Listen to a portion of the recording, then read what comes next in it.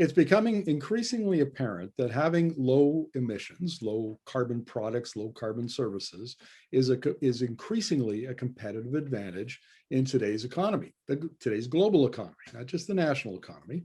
So we're going to talk to Sarah Petrevan with Clean Energy Canada about a new study called The Next Frontier, which is all about low energy, low carbon, low emissions, heavy industry, the toughest of the sectors to decarbonize. So welcome to the interview, Sarah.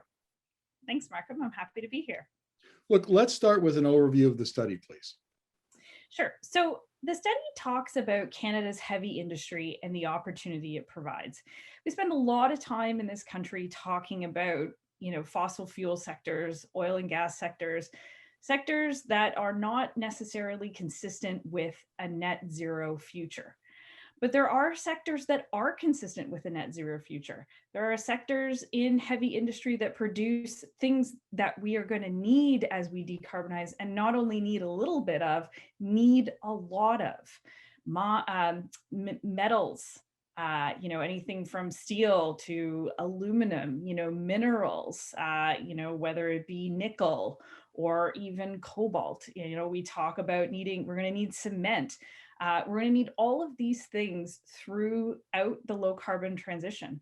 And so this report talks about how we should actually focus on how we decarbonize those heavy industrial sectors and set them up to be economically competitive through the low carbon transition.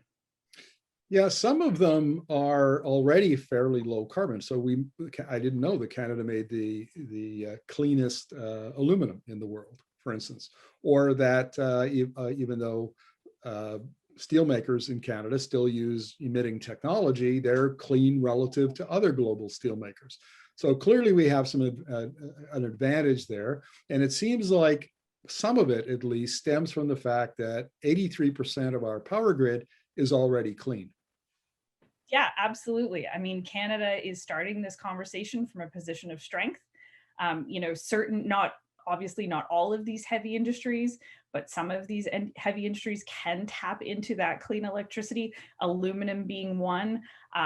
Certain steel you can actually make using an electric arc furnace, right? So they have an advantage from Canada's clean electrical grid. So yeah, it's definitely something that we should be proud of and that we should frankly leverage. Now, solar and wind are really cheap these days. Battery costs are falling literally off a cliff. So is it fair to say that if Canada invests in, abundant, clean wind and solar and batteries, that can become a competitive advantage for not only decarbonizing our existing heavy industry, but perhaps attracting and growing more heavy industry? Well, let's unpack this a little bit, because heavy industry gets its emissions, not just from electricity, right? There are process and combustion emissions at play here, and some of those can be solved with clean electricity, but a lot of them can't. And so there are other technologies that we're going to need to bring to bear.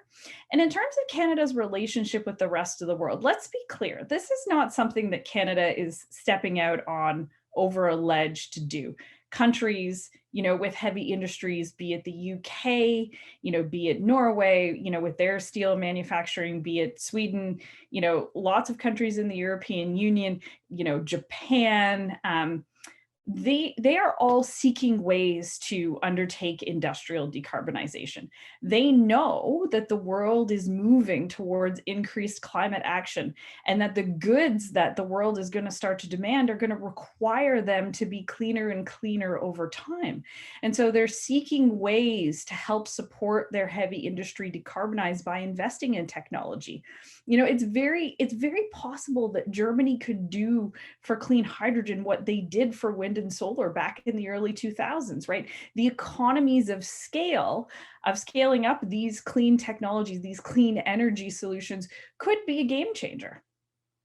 Well, let's talk about hydrogen for a moment, because I've interviewed a number of experts about heavy industry decarbonization, and they say, look, some of it you can do with electricity, but some of it you can't, as you said. And hydrogen seems to be the candidate to do the things that can't be done with electricity. And that would argue that Canada should be investing very heavily in hydrogen because it has other implications for things like heavy industry. Would you agree with that?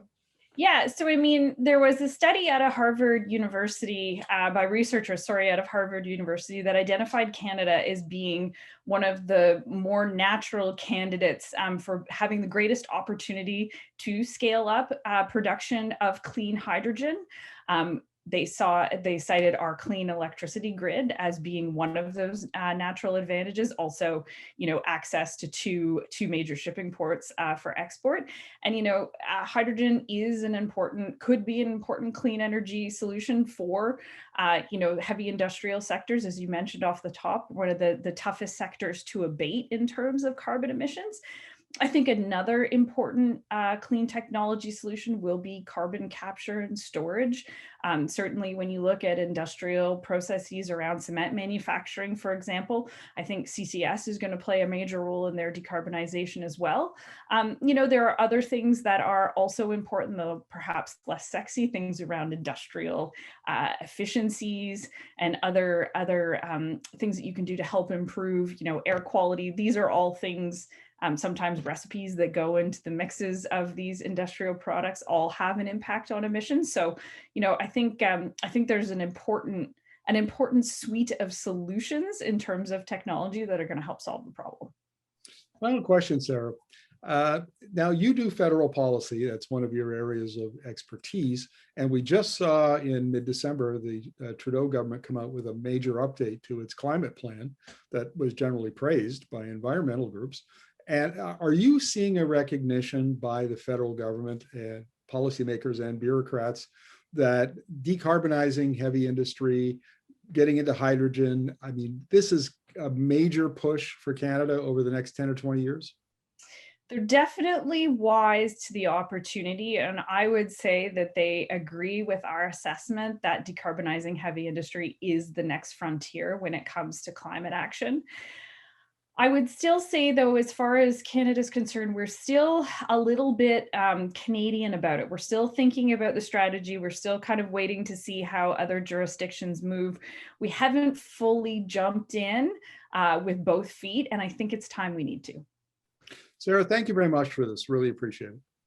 Thanks, Markham.